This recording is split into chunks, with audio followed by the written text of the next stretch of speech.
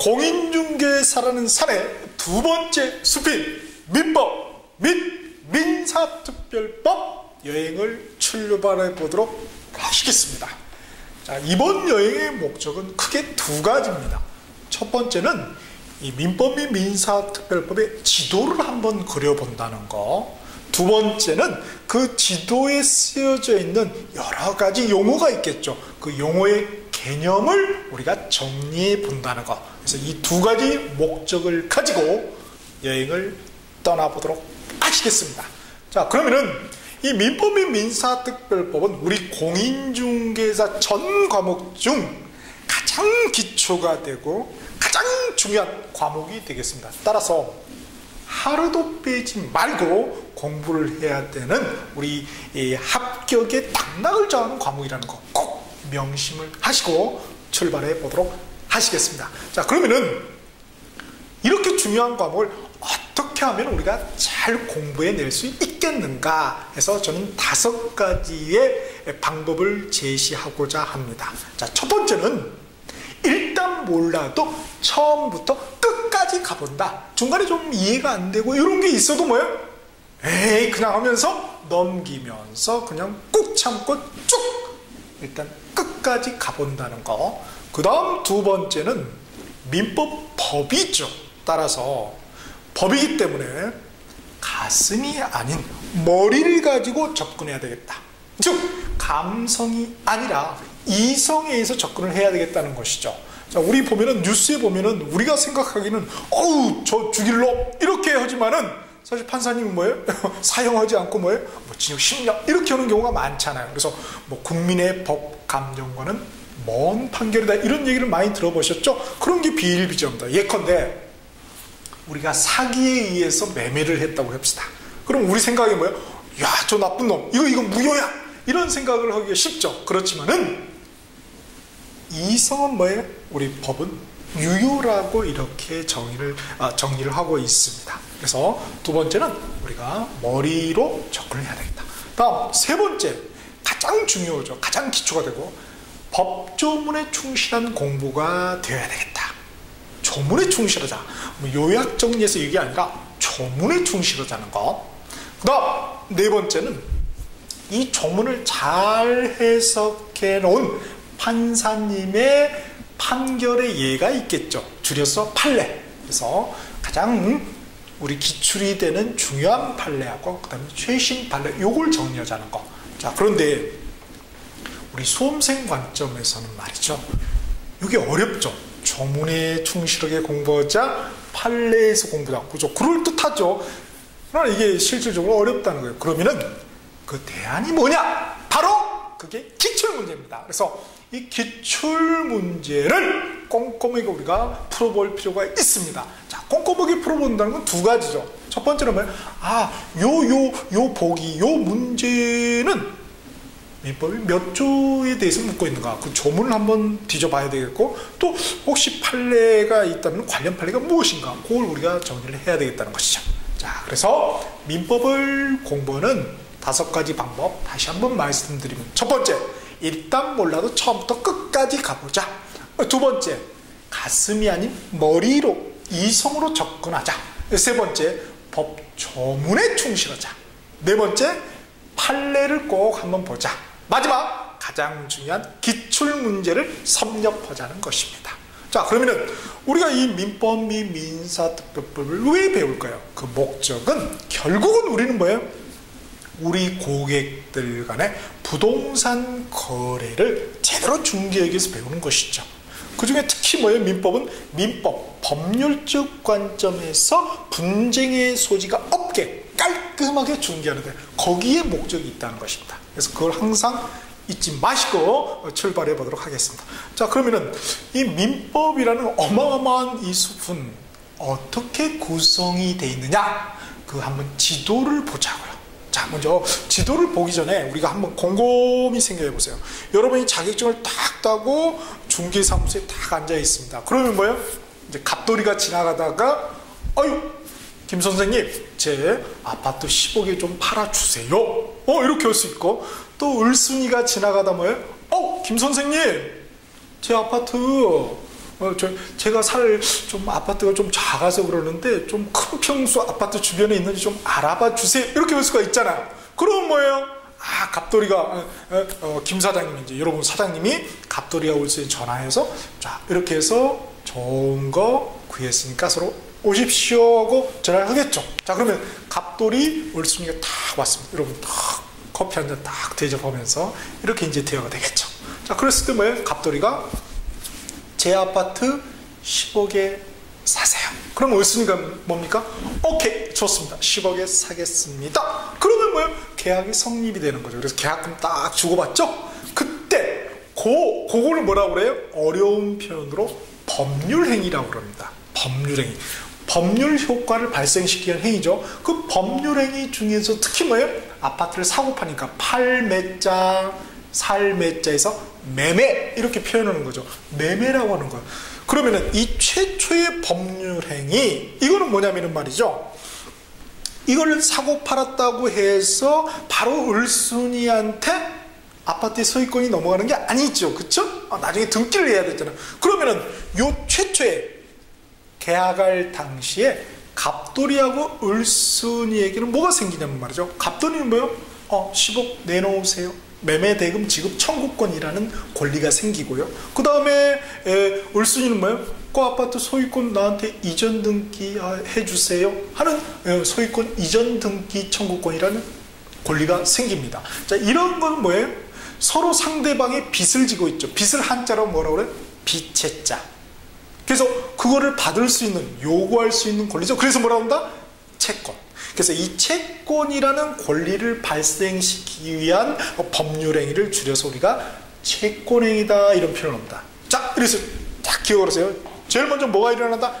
채권행위라는 법률행위에서 채권이 서로 발생이 되는구나. 채권이라는 권리가 발생되는구나. 이렇게 보시고요. 그 다음에 이제 김 사장님이 나중에 이제 잔금 칠 때가 있겠죠? 그럼 또 이제 부르죠.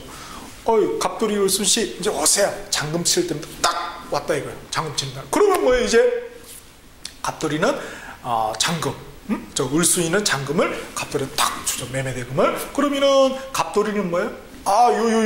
요 아파트 10억짜리 아파트 집문서를 이렇게 딱 주죠. 등기죠, 그죠? 이렇게 주게 되면은 이제 을순이는 등기를 하러 가겠죠. 그렇죠? 자, 이랬을 경우에 말이죠. 요때 갑돌이한테는 뭐가 생기는 거예요? 이 돈이라는 물건에 대한 권리가 생기죠. 그걸 뭐라고 해요? 물건에 대한 권리. 줄여서 뭐예요? 물권이 생깁니다.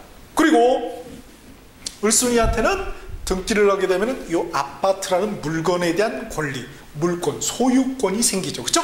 자, 이렇게 각각의 소유권이라는 물권이라는 권리를 발생시키기 위한 법률행위를 줄여서 물권행위 이런 표현을 합니다.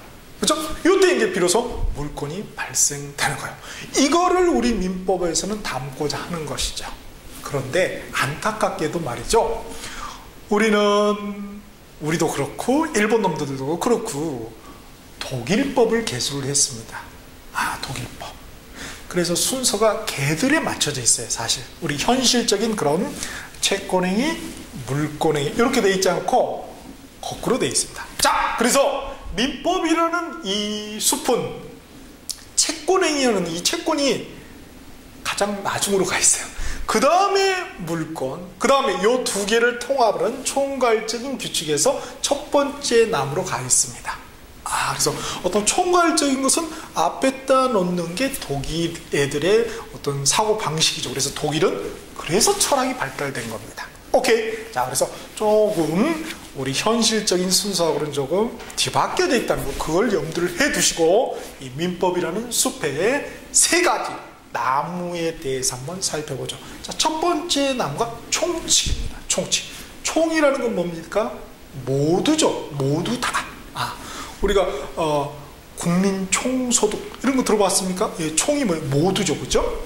총계할 때도 그렇고. 그래서 모두에 적용되는 법칙, 규칙이다. 여기서 모두라는 건 뭐예요? 그렇죠. 여기 채권에도 적용이 되고 물권에도 적용이 되는 규칙이다 해서 총칙 이런 표현을 쓰지요, 그죠? 자, 그러면은 이 총칙이라는 것은 크게 두 개의 나뭇가지로 구성이 되어 있습니다.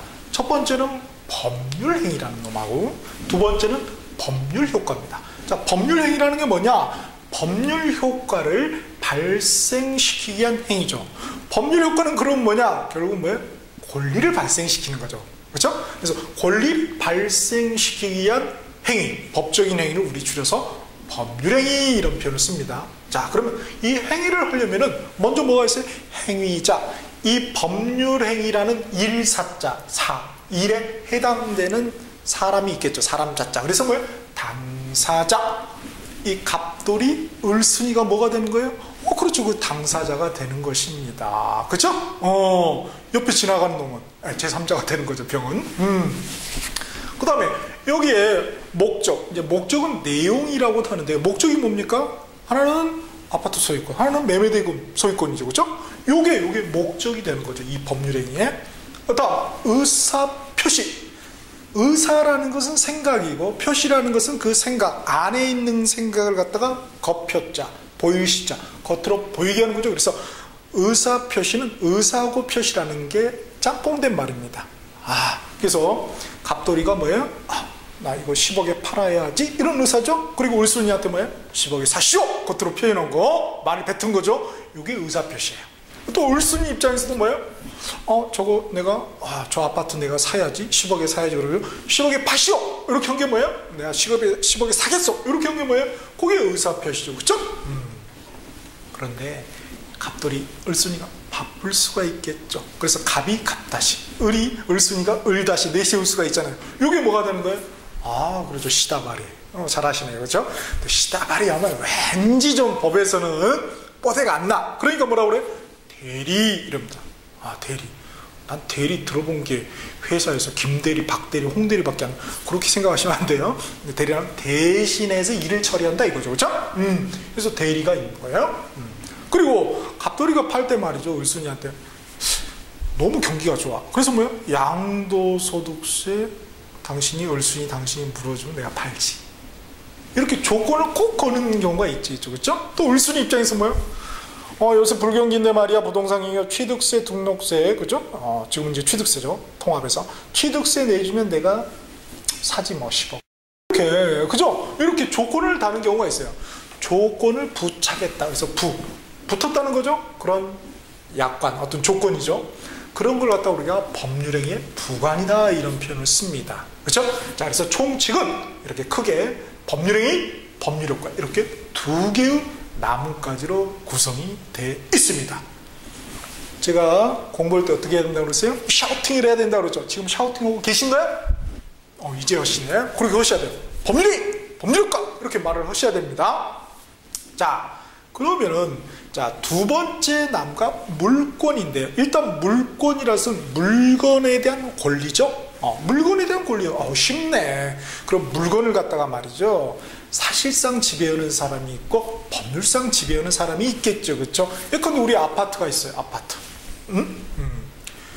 내가 아파트를 제주도에 가지고 있어요.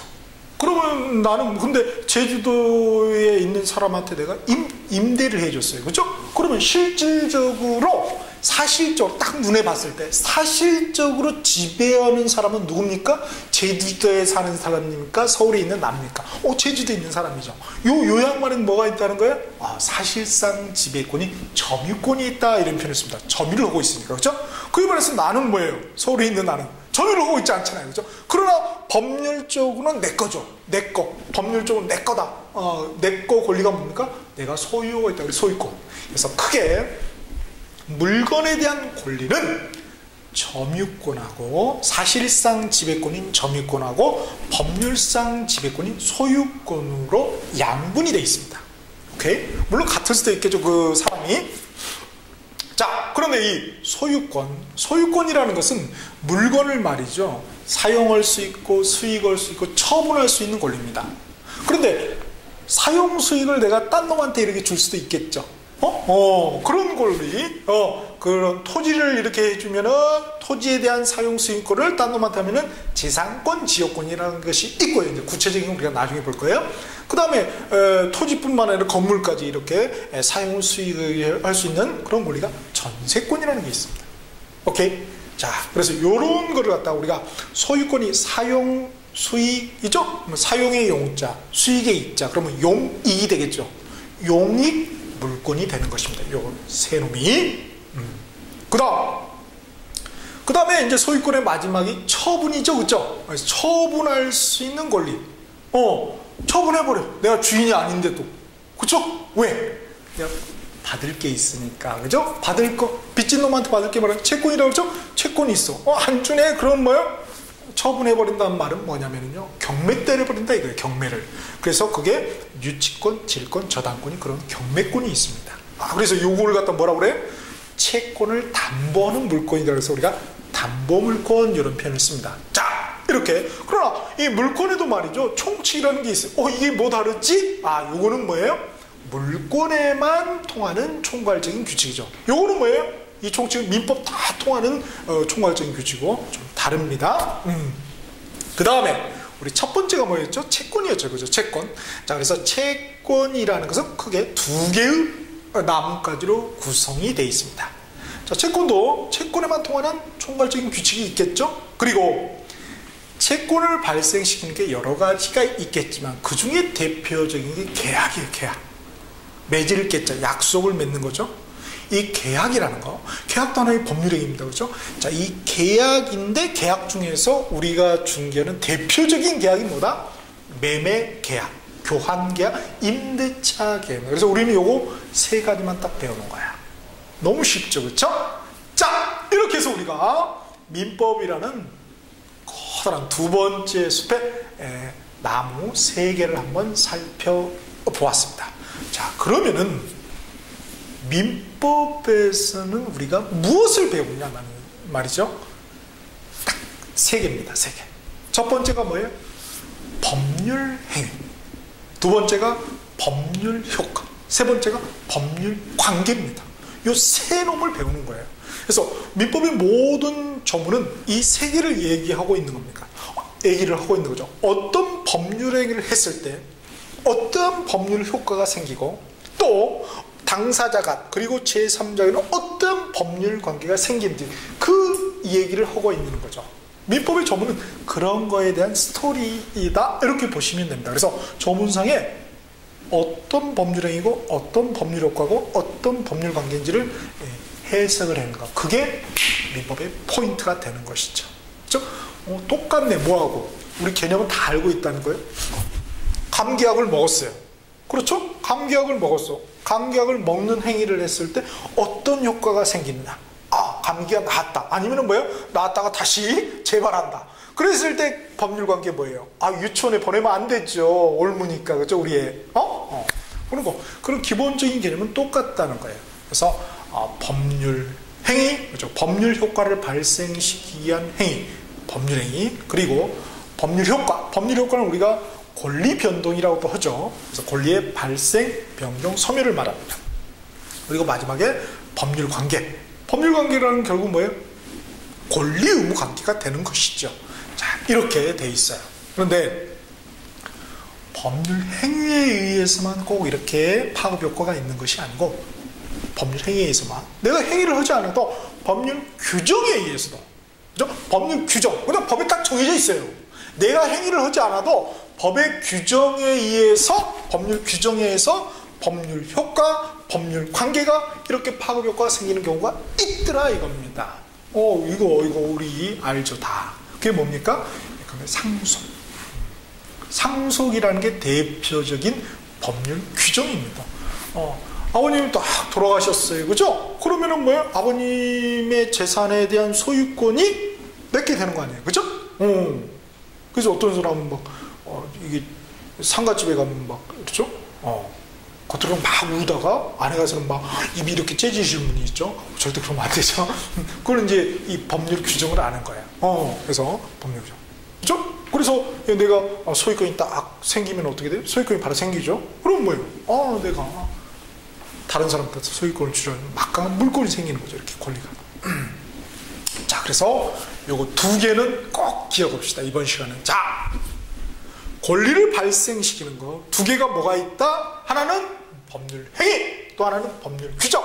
자, 이렇게 법률 행위, 법률 규정에 의해서 법률 효과가 생길 수도 있고 안 생길 수도 있겠죠? 딱 그에 따라서 법률 관계가 또 생길 수도 있고 안 생길 수도 있겠죠. 그렇죠? 자, 이렇게 민법의 조문들은 법률행위, 법률효과, 법률관계, 법률규정, 법률효과, 법률관계를 이야기하고 있다는 것입니다. 이것을 우리가 이제 본격적으로 한번 정리를 해보겠습니다.